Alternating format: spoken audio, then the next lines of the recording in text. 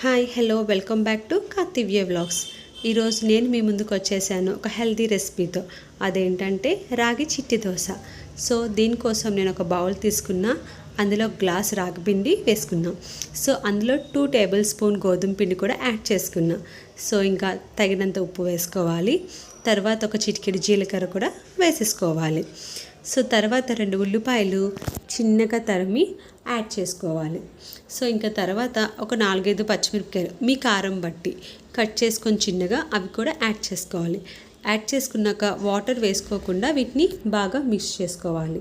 So బాగా mix చేసుకున్నాక ఇందులో కొంచెం కొంచెం వాటర్ వేస్తూ కలుపుకోవాలి.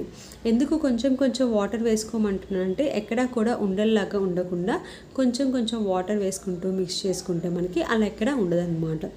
సో వాటర్ బాగా వేసుకొని మిక్స్ చేసుకొని ఒక 15 మినిట్స్ పక్కన ఉంచేసుకోవాలి. సో 15 మినిట్స్ పక్కన ఉంచేసాక మనకి ఎలా అవుతుందంటే ఒక మంచి దోశ బ్యాటర్ లాగా రెడీ అయిపోతుంది.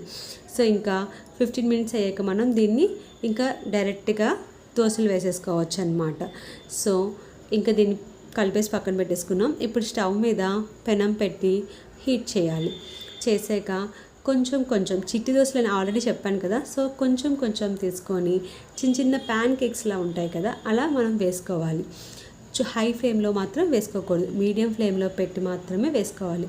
కొంచెం ఆయిల్ వేసి దాన్ని కొంచెం ఫ్రై అయ్యేలా చూసుకోవాలి. తర్వాత తిరిగేసేయాలి. సో చూసారు కదా ఎంత బాగా ఫ్రై అయిందో. సో ఇంకేముంది, మన రాగి చిట్టి దోశ రెడీ అయిపోయింది. సో హెల్దీ స్నాక్ కూడా రెడీ అయిపోయింది. Thank you. Please subscribe.